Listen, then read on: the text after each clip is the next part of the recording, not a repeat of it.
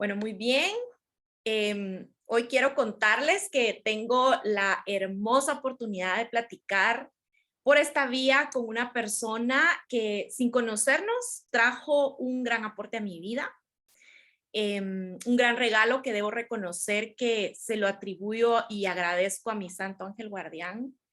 Y ahora puedo también agradecérselo a Rosa Gómez Casán, autora del libro El Sendero del Ticún, quien a través de su magnífica labor con este libro me ayudó, y creo que a muchas otras personas también, a reunir muchas piezas que para esta práctica de carácter espiritual que nos otorga una poderosa guía divina, que es la conexión con el ángel guardián y los 72 ángeles de la Cábala, eh, realmente deja un aporte que nos ayuda a cambiar la vida. Así que Rosa, bienvenida a este espacio y muchas gracias por tu apertura y este tiempo que no solo me obsequias a mí, sino también a todos los que van a ver esta plática.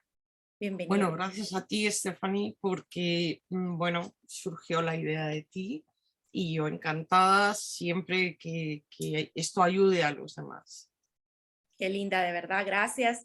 Quiero compartir que muchas de las personas que ya me conocen, que han tomado algunas clases conmigo, saben que la conexión con el ángel guardián es algo para mí muy importante y esencial. Y el libro de Rosa, el Sendero del Ticún, es uno de los libros que más recomiendo entre mis alumnos. Y te cuento, Rosa, que yo he sido bastante autodidacta en mucho de lo que he aprendido de la Cábala. Aquí en Guatemala y los países cercanos no era algo que estaba muy abierto o era accesible. Incluso el contenido en internet era muy reducido, muy difícil de encontrar cuando yo inicié este camino, ¿verdad? Así que me di la tarea de ir escarbando entre lo que era accesible en ese momento para mí, y poco a poco fui conociendo escuelas y maestros, todos con sus distintas tendencias y variaciones en el tema, pero muy poca información sobre el ángel guardián, los 72 ángeles de la Cábala. Hay mucho contenido sobre las canalizaciones, sobre los coros angélicos desde, como te digo, diferentes corrientes, pero esta parte puntual que en algún momento empezó a ser como un llamado y una necesidad de comprender, para mí no lo había, ¿verdad? Y de alguna Ujú. forma sé que todo lo que he ido recopilando poco a poco, que también he ido adoptándolo como mis herramientas de poder, que es algo que yo siempre les digo a quienes toman clases conmigo, ha sido puesto a mi alcance por mi ángel. Así es como yo lo he podido sentir y luego comprobar, incluso cuando no sabía que existía o dudaba completamente de la existencia de que pudiera haber un guía tan cercano a nosotros, porque sinceramente era muy escéptica, de verdad. Hasta que en un momento de profunda desesperación y de mucha tristeza, me dirigí al cielo y le dije al creador, lancé palabras como si hay alguien encargado de todo esto que me conteste si en verdad existen los famosos guías, ángeles, guardianes, que se presente porque yo tengo, que me dé señales porque yo tengo reclamos que hacer, decía yo, ¿verdad? Y de verdad, de forma muy puntual, recibí respuesta. Y así empezó mi conexión, quizá de una forma muy burda y básica, si lo queremos decir así, pero me empezó a llenar de una sed de ir más allá, de comprobar si esto que estaba experimentando era real y si en verdad estaba ahí ese ser respondiéndome, y poco a poco me fue llevando hacia las piezas necesarias para ir perfeccionando nuestra comunicación, hasta que un día me llegó tu libro. Y esa Mm. pieza, Pero bueno, hay una cosa que distinguir importante. sí, Nosotros tenemos siempre dos ángeles permanentemente con nosotros. uh-huh, Desde nuestra concepción hasta nuestra muerte tenemos al ángel de la guarda. uh-huh, El ángel de la guarda es exclusivamente nuestro, o sea, no es de nadie más. claro, Lo tienes tú siempre, siempre acompaña a tu alma.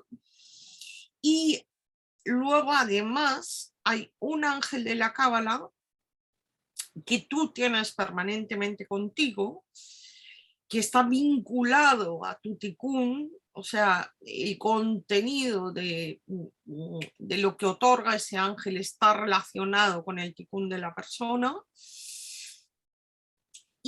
pero ese ángel lo compartes con otros. Okay. No es exclusivamente tuyo.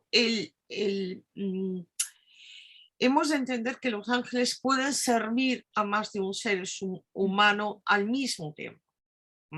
Sí. Entonces tenemos dos, no uno, dos. Me encanta. Pues yo creo que fue el ángel de la cábala el que empezó a poner todas esas piezas, como te digo, que me llevaron a tu libro y recientemente me traen a ti, porque como creo que tú y muchas otras personas, cuando empezamos a tener esta clase de conocimiento que se acerca, que no somos expertos en ello, empezamos a despertar más dudas, ¿verdad? Y eso es lo que nos permite como ser ese imán que atrae la información. Creo que como la premisa de la cábala es cuestionarlo todo para abrir el espacio y que llegue la información y las respuestas.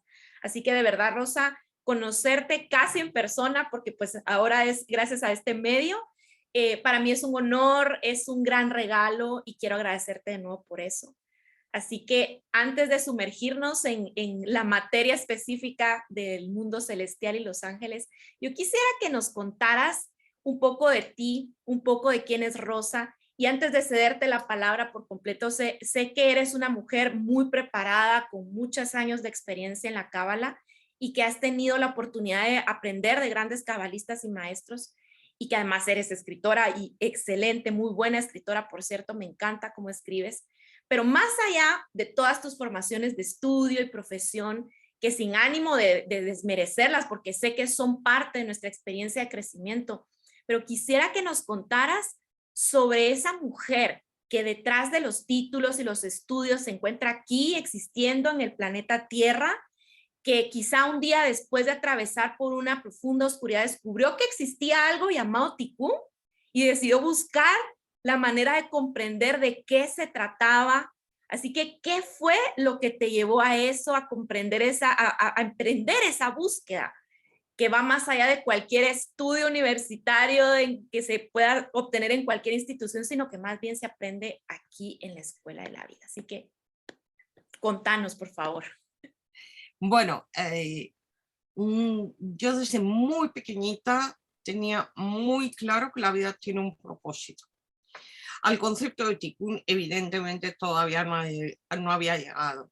Tikkun significa corrección, rectificación, y se refiere a la corrección o rectificación que nosotros hacemos tanto de forma personal, Tikkun HaNefesh, como el Tikkun general, Tikkun Olam, que es una corrección, consiste en salir de la ignorancia al conocimiento, conciencia.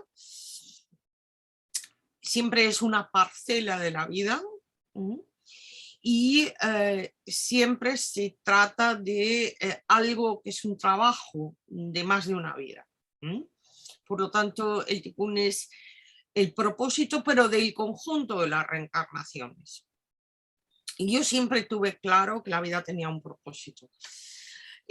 Yo me licencié y luego me doctoré en filología hispánica y empecé a dar clases en la universidad y más feliz que una perdiz porque me encantaba lo que hacía y además se me daba muy bien, especialmente la investigación.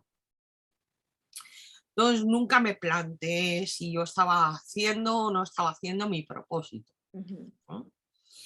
Pero en un determinado momento, yo os lo cuento en el libro, yo ya tenía en ese momento 2 hijos y en un determinado momento pues la universidad y yo dejamos de ser compatibles. A mí no se me permitía la libertad de cátedra, es decir, enseñar las materias que yo enseñaba, historia de la lengua española, dialectología española, etcétera. No se me permitía explicar esas materias según mi propio criterio, sino que me imponían un criterio. Y eso iba contra mi ética, porque lo que me imponían tenía muy poquito que ver con lo que yo quería hacer. Entonces, era o la universidad o yo. ¿Mm? Así que, claro, en ese momento que al mismo tiempo un juez inepto, como se demostró después, porque una instancia superior le quitó la razón, le dio la custodia de los chicos al padre. Okay. Luego me la devolvían, ¿eh? Y entonces en esa encrucijada, porque eso ocurrió todo en menos de un mes, yo me planteé que cuál era mi propósito en la vida.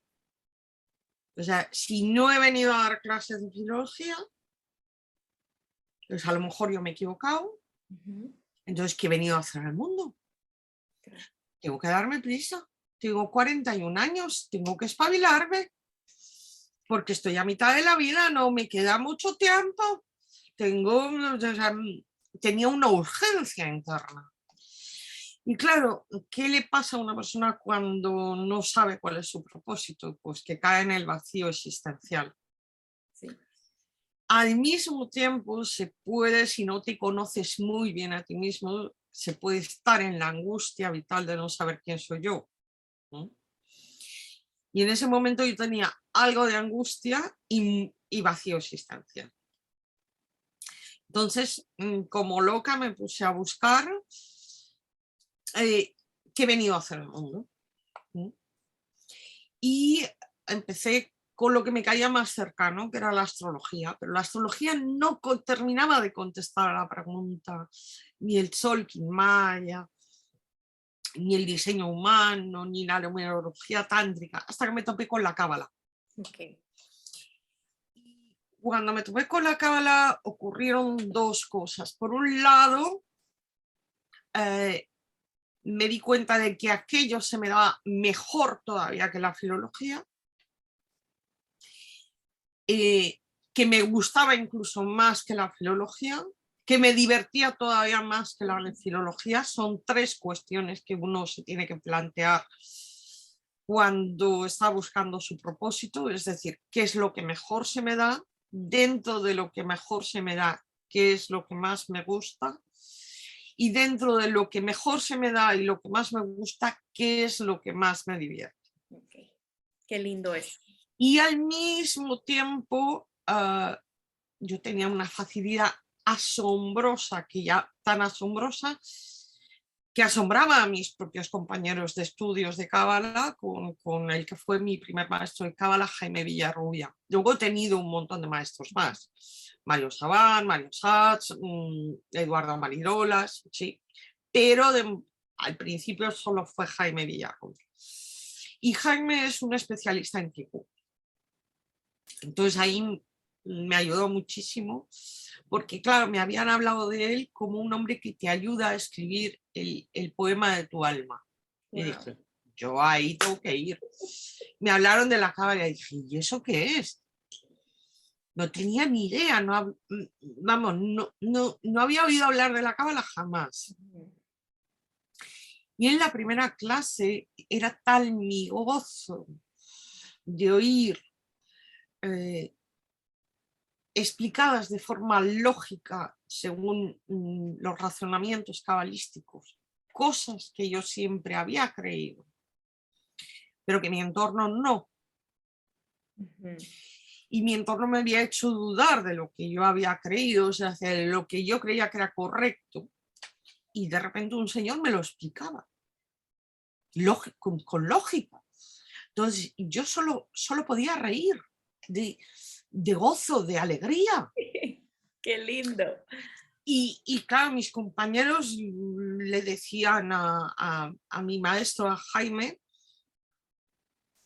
pero que no hace nada más que reírse, parece que esté loca.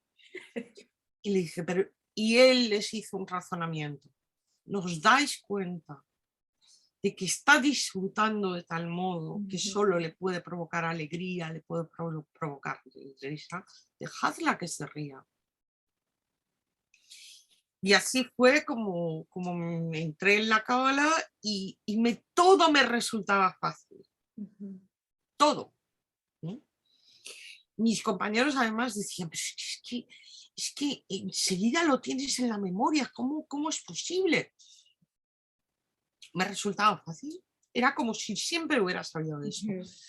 Solo tiempo después, a través de la terapia de hipnosis, pude saber que había sido cabalista en otras vidas y que, claro, ya tenía parte de la lección aprendida. Claro, por eso me resultaba fácil.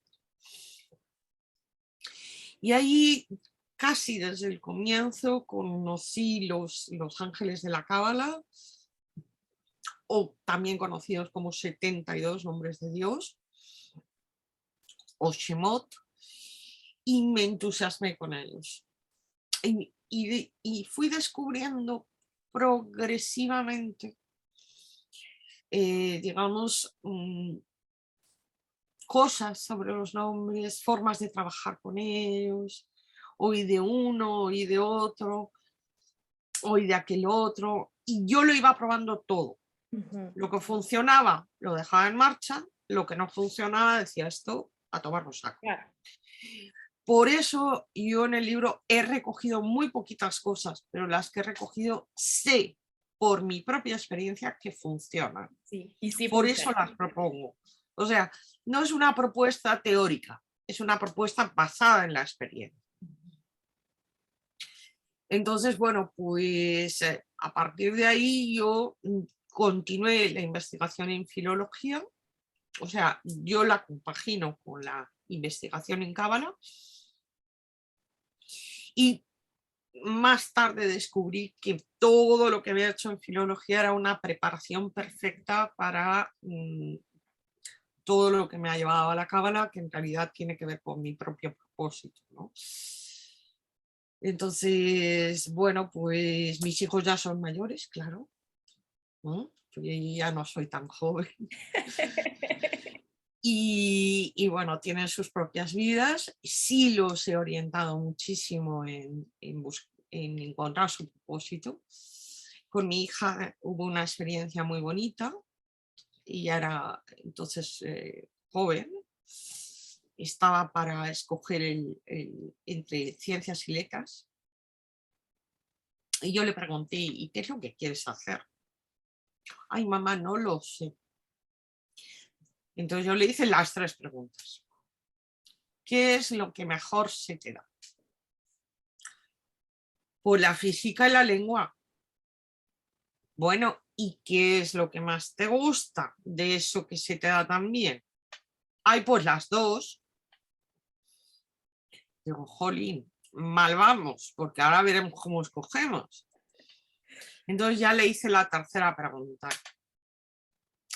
Bueno, de eso que se te da tan bien y tanto te gusta, ¿qué es lo que más te divierte? Y me dijo, la física. Pues yo le dije, dedícate a la física. Y bueno, pues ella ha estado trabajando en el proyecto europeo del cambio climático, donde terminará su tesis doctoral. Y a la física se dedica. Wow. Y es feliz con lo que hace. Eso es lo más Porque importante. cuando uno está haciendo su propósito es feliz con lo que hace. Hermoso. Y mi hijo, pues, lo de mi hijo fue diferente, ¿sí? Mi hijo empezó con los estudios en técnico superior de informática y a mitad de los estudios tuvo una crisis brutal y no salía de la cama. Le dio depresión. Y no salía de la cama, y entonces, bueno, yo le pedí a un amigo que me echara una mano y le expliqué qué estaba pasando y lo saqué de la cama con el amigo al lado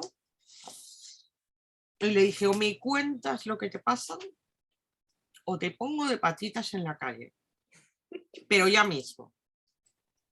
Así que ya me estás diciendo qué es lo que te pasa. Pues me dice, ay mamá, es que me he dado cuenta que lo que estoy estudiando no es lo que quiero hacer el resto de mi vida. Que lo que quiero hacer es esto otro. porque me he dado cuenta que eso es lo que me gusta. Y digo, ¿y cuál es el problema? Entonces él se quedó muy asombrado Ujú. con el cuál es el problema. Claro. Y le dije, mira, todo esto que has hecho seguro que te va a servir muchísimo para lo que vas a hacer después. Tú no te preocupes, no está perdido. Y es mucho mejor que te hayas dado cuenta ahora que te des cuenta dentro de 10 años.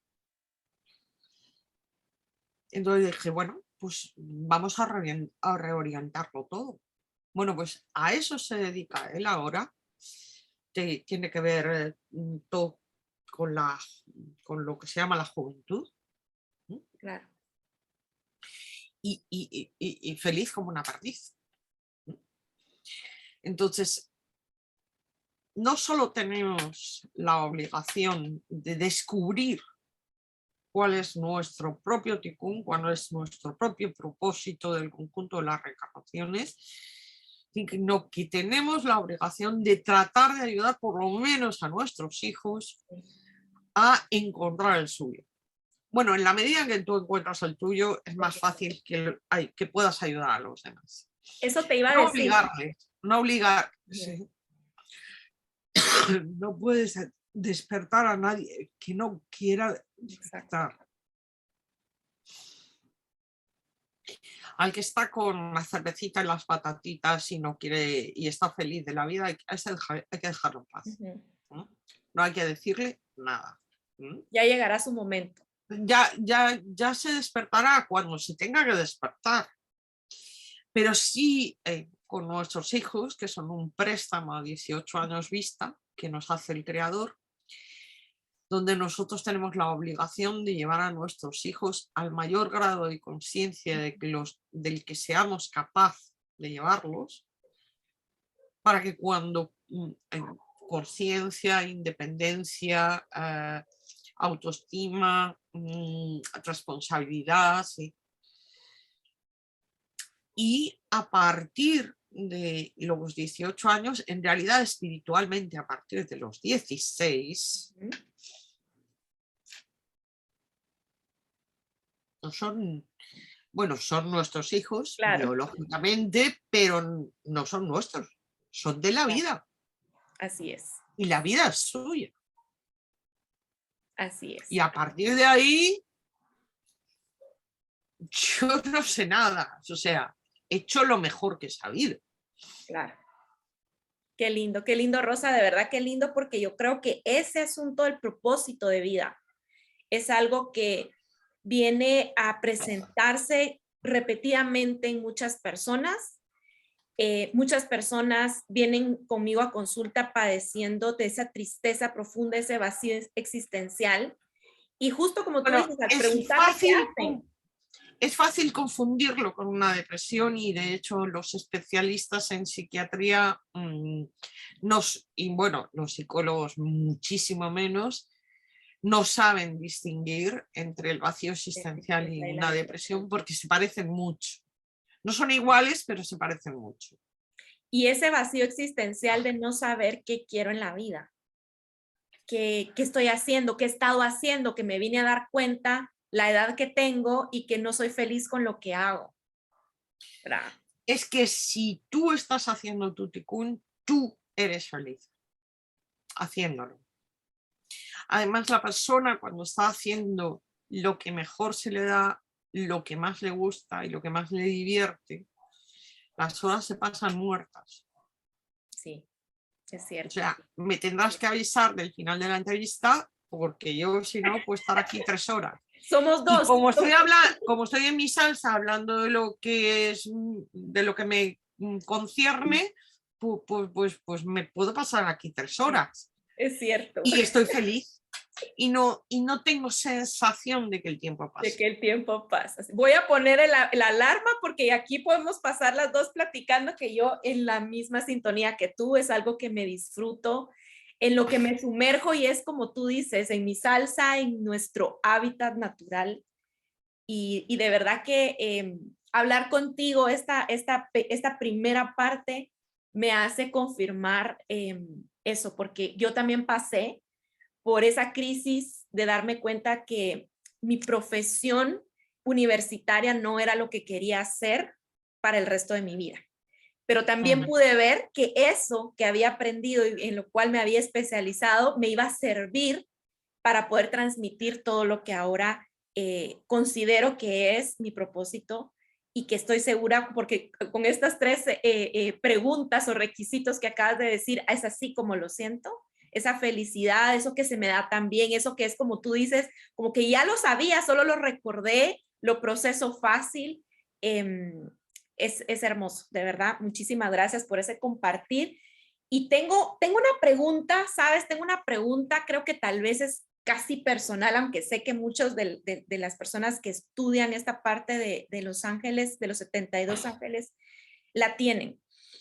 ¿Qué podrías tú compartirnos si has tenido algún acercamiento sobre el tema de las clavículas de Salomón en la que se habla no de 72 ángeles, sino de 72 demonios o la parte opuesta de los ángeles? Vale, Cuéntame tú. a los 72 nombres de Dios se le oponen 72 demonios. Que tienen pues sus nombres, ¿sí? ¿Sí? Que tienen sus sellos y bueno, por supuesto que puedes hacer brujerías varias con ellos. Por supuesto. Ahora, esto asunto que pasará y que te vendrá de vuelta si tú trabajas con esas energías en lugar de trabajar con energías de luz. Pero en el mundo de la dualidad, es decir, tenemos que tener en cuenta que los 72 nombres de Dios constituyen la barrera que el Creador puso entre lo finito y lo infinito para que lo finito no pudiera invadir lo infinito. Por lo tanto en cuanto limitan con lo infinito, son infinitos y difícilmente cognoscibles, pero en tanto en cuanto limitan con lo finito, por supuesto los podemos conocer. Ahí es donde se oponen a los 72 demonios. ¿Por qué? Porque en todo lo finito está la dualidad. Claro. Por lo tanto, cuando existe una fuerza de luz, existe la fuerza contraria. Eso es así. Sí. Pero yo no suelo hablar de esto y en el libro no he hablado de ello por una razón muy sencilla. Tuve una experiencia en el primer curso que di sobre los 72 nombres de Dios, donde una alumna me preguntó, ¿y por qué no nos enseñas los sellos y los nombres de los 72 demonios? Y entonces dije, mira, este se va a convertir, con perdón, en un tema tabú. No lo voy a mencionar porque, claro, así no les doy ideas varias a las personas que, con perdón, carecen de cero sentido espiritual. Exacto. Porque hay una cosa que es el sentido común, ¿no? El menos común de los sentidos. Pero además tenemos un sentido común espiritual. Pero es que hay personas que tienen cero sentido común espiritual. Porque es que las oyes hablar y dices, Dios mío, pero esta persona se está dando cuenta de lo que dice. Porque yo a lo mejor a la persona la oigo horrorizada, pero a la persona le parece de lo más normal. Yeah. Y claro, mejor no dar ideas a la gente. Ok. Fíjate que te hice esta pregunta porque, como te digo, investigando y rascando, yo me topé con esto, ¿verdad? Y empecé a notar un patrón. Yo atiendo consultas y entonces empecé a investigar un poco en las entrevistas con las personas y me daba cuenta, pues, que la mayoría de personas no conocen a este ángel que está para nosotros, para acompañarnos y guiarnos.